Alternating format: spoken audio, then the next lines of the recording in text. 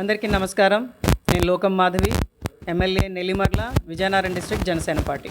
నిన్న జమ్మూ కాశ్మీర్ లోయలో అందాలు చూడడానికి, అక్కడ తన కుటుంబాలతో ఆనందంగా గడపడానికి ఫ్యామిలీస్ అన్నీ కూడా అక్కడికి వెళ్తే వాళ్ళు ఆనందంగా పిల్లలతో వాళ్ళ ఫ్యామిలీతో ఆనందంగా ఉన్న సమయంలో దొంగచాటును వచ్చి వాళ్ళ మీద దెబ్బతీయడం, అలాగే వాళ్ళ కుటుంబ సభ్యులు ఎదురుగుండా భర్తల్ని చంపి అమానుషంగా వీళ్ళ పైశాచిక చర్యని తీవ్రంగా జనసేన పార్టీ మా నాయకుడు పవన్ కళ్యాణ్ గారి ఆధ్వర్యంలో మేము తీవ్రంగా ఖండిస్తున్నాం. పవన్ కళ్యాణ్ గారు అయితే చాలా డిస్టర్బ్ అయ్యారు ఈ ఇన్సిడెంట్ చూసి. దానికి సంఘీభావంగా మా అందరికీ నాయకులకి, కార్యకర్తలకి, వీర మహిళలకి అందరికీ కూడా ఆయన పిలుపునిచ్చారు. 3 రోజులు దానికి సపోర్టుగా మనం కొన్ని కార్యక్రమాలు చేపట్టాలని, ఆ కార్యక్రమాల్లో మొదటిగా ఈరోజు అన్ని జనసేన పార్టీ కార్యాలయాల్లో ఉన్న జెండాలని మన హాఫ్ పాస్ చేసే విధంగా సగానికి దించి వాళ్ళ కుటుంబాలకి మేము ఉన్నాం, సపోర్ట్ చేస్తున్నాం, మీరు పోగొట్టుకున్నది మేము తిరిగి తేలాం, కానీ ఇలాంటి చర్యలు మళ్ళీ రాకుండా ఖచ్చితంగా ఎన్డీఏ కూటమి ప్రభుత్వం భారత్ కంట్రీలోని అలాగే మన రాష్ట్రంలో కూడా చాలా జాగ్రత్తగా ప్రజలకు ఎప్పుడు రక్షణగా ఉంటుంది అని తెలియజేయడానికి, అలాగే సాయంత్రం క్యాండిల్ మార్చ్ డెమాన్స్ట్రేషన్ చేస్తున్నాం. రేపు అన్ని జనసేన పార్టీ కార్యాలయ దగ్గర కూడా దీక్షకు కూర్చుంటున్నాం. ఫ్రైడే పవన్ కళ్యాణ్ గారి ఆధ్వర్యంలో ఆయన సమక్షంలో మానవాహారం నిర్వహించడం జరుగుతుంది. ఆ కార్యక్రమం తాలూకు డీటెయిల్స్ పార్టీ రిలీజ్ చేస్తుంది. చెప్తున్నది ఒకటే, ఇలాంటి చర్యల్ని ఖండిస్తూ ప్రజలకు ఎప్పుడు అండగా నిలిచే ప్రభుత్వంగా ఎన్డీఏ కూటమి ప్రభుత్వం ఉంటుందని ప్రజలకు మరొకసారి చెప్తూ ఇంకా రక్షణగా మనం ముందుకు వెళ్దామని ప్రజలందరికీ సందేశం ఇవ్వడం జరుగుతున్నది. అదే చెప్తున్నాను కదండి, వాళ్ళు ఏమైనా మెసేజ్ ఇవ్వదలుచుకుంటే, వాళ్ళకి ఏమైనా డిమాండ్స్ ఉంటే, కావాలంటే వాళ్ళు ఖచ్చితంగా ప్రభుత్వం దృష్టికి తీసుకురావచ్చు. అలా చేయకుండా అసలు ఏమీ దీనికి సంబంధం లేని పిల్లల మీద, ఆడవాళ్ళ మీద, అలాగే వాళ్ళ భర్తల మీద అలాంటి అమానుషమైన చర్యలు చేయడానికి అసలు వాళ్ళకి ఆలోచన ఎలా వచ్చిందన్నది నాకు చాలా ఆశ్చర్యం వేస్తూ ఉంటుంది. మీకు ఇంతకుముందు గోకుల్చాట్ ఇన్సిడెంట్ గుర్తుండే ఉంటుంది హైదరాబాద్లో. ఆ రోజు ఎంతమంది వాళ్ళ ప్రేమైన వాళ్ళ లవ్డ్ వన్స్ తాలూకు ఫ్యామిలీస్ని కోల్పోయారో మీకు తెలుసు. అలాంటి ఇన్సిడెంట్లు జరగకుండా చాలా జాగ్రత్తగా మన మీద పక్క దేశాల నుంచి వచ్చే దాడుల్ని మనం తట్టుకునేటట్టు బార్డర్ ఫోర్స్ని చాలా చక్కగా ఏర్పాటు చేసుకున్నాం. వాటన్నిటిని మనం చూసుకుంటున్నాం. మన ప్రజల్ని మనం కాపాడుకుంటున్న దిశలో ఇలాంటి చర్యలు జరగడం చాలా అమానుషంగా భావిస్తున్నాం. ఖచ్చితంగా వాళ్ళు చేసినది చాలా పిరికి పదమైన చర్య. అలాంటి చర్యలు మరి ఇంకా జరగకుండా కూటమి ప్రభుత్వం ఇంకా జాగ్రత్తగా ముందుకెళ్తుందని మటుకు నేనైతే ఖచ్చితంగా చెప్పగలను. పవన్ కళ్యాణ్ గారు అయితే చాలా డిస్టర్బ్డ్గా ఉన్నారు, చాలా సీరియస్గా తీసుకున్నారు.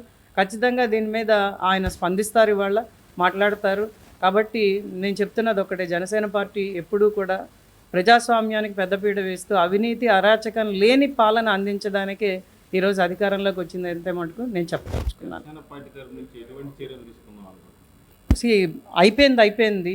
మనం మళ్ళీ వాళ్ళకి పోగొట్టుకున్న వాళ్ళని తిరిగి తేలాం, కానీ మళ్ళీ ఇలాంటి చర్యలు జరగకుండా ఖచ్చితంగా మోడీ గారు అయితే మాట్లాడతారు.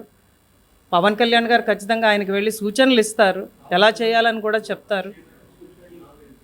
ఎందుకంటే మనకి ఇలాంటి చర్యలు ఇంతకు ముందు అయినవేవి కూడా గత 15 ఏళ్లలో మనం జరగకుండా చాలా జాగ్రత్తగా చేసుకొని వస్తున్నాం. అందుకే ప్రజలు అంతగా ఆదరిస్తున్నారు.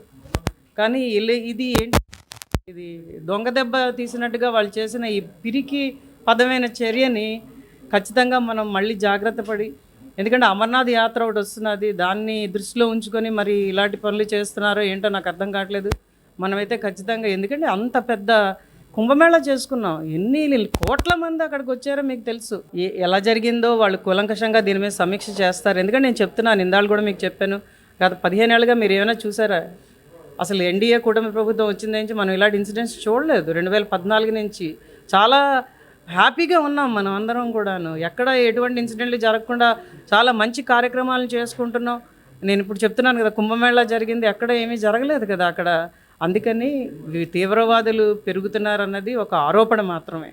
అదేంటంటే ప్రతిపక్షం ఏదో ఒకటి పట్టుకొని చెయ్యాలన్న ఆరోపణ తప్పించి మనకు అందరికీ తెలిసిన నిజం, చాలా భారతదేశం అయితే చాలా బాగా ఉన్నది, అభివృద్ధి దిశగా పరుగులు పెడుతున్నది, అందరూ ప్రపంచం అంతా విస్తుపోతున్నది.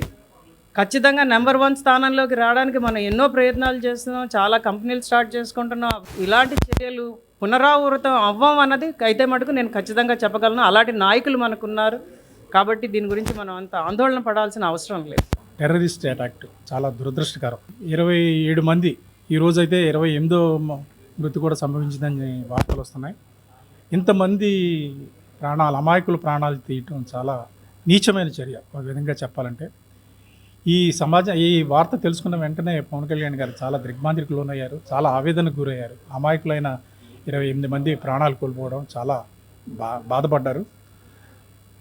మనం పార్టీ తరఫున మృతుల కుటుంబాలకు, దేశానికి మా సందేశం ఇవ్వాలి అన్న ఉద్దేశంతో ఆయన 3 రోజుల పాటు సంతాప దినాలను ప్రకటించారు.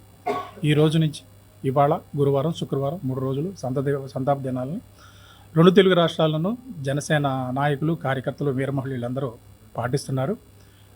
తొలి రోజున అన్ని జనసేన కార్యాలయాల్లో జనసేన పతాకాన్ని అవనతం చేస్తున్నాము. అదే ఆల్రెడీ మంగళగిరి కార్యాలయంలో ఈరోజు ఉదయం ఇందాక కొద్దిసేపటి క్రితం జరిగింది. అదేవిధంగా సాయంత్రం వారి ఎవరైతే ప్రాణాలు కోల్పోయారో వారికి సంతాపాన్ని తెలియచేస్తూ క్యాండిల్స్ వెలిగిస్తాము కార్యాలయం దగ్గరే. రేపు ప్రతి కార్యాలయం దగ్గర టెంటలు అవి వేసి మౌనంగా దీక్షలో కూర్చుంటాం. కార్యకర్తలు, నాయకులందరూ సంఘీభావం తెలుపుతూ మౌన దీక్ష చేస్తారు. 3వ రోజున రాష్ట్ర వ్యాప్తంగా ర్యాలీలు జరుగుతాయి. మానవహారాలు, ప్రదర్శనలు, కొవ్వొత్తుల ర్యాలీలు జరుగుతాయి. ఏదో ఒక పట్టణంలో జరిగే కార్యక్రమంలో పార్టీ అధ్యక్షుల వారు శ్రీ పవన్ కళ్యాణ్ గారు ఆ కార్యక్రమంలో పాల్గొంటారు. ఈ చర్యని జనసేన పార్టీతో పాటు తెలుగు ప్రజలందరూ ముక్త కంఠంతో ఖండించాలి, మన ఐక్యతను చాటాలి. ఇది మన ఐక్యతను దెబ్బతీసే చర్యగా దీన్ని మేము భావిస్తున్నాము. ఇది అమాయకుల ప్రాణాలు తీయడం అంటే దేశం మీద దాడి చేయడమే. దీనిని దేశం మీద దాడిగా భావిస్తూ జనసేన తరపున దేశానికి మా సంఘీభావాన్ని తెలియజేస్తున్నాము. మనం అందరం ఐకమత్యంగా ఉండాలని మరొకసారి విజ్ఞప్తి చేస్తున్నాము. ప్రతి ఒక్కరూ ఈ నీచమైన చర్యని ఖండించాలని కోరుతున్నాము. మరిన్ని వీడియోస్ కోసం ఛానల్ ని సబ్స్క్రైబ్ చేయండి. లేటెస్ట్ అప్డేట్స్ కోసం వాట్సాప్ ఛానల్ ని ఫాలో అవ్వండి. అండ్ లింక్ డిస్క్రిప్షన్ లో ఉంది.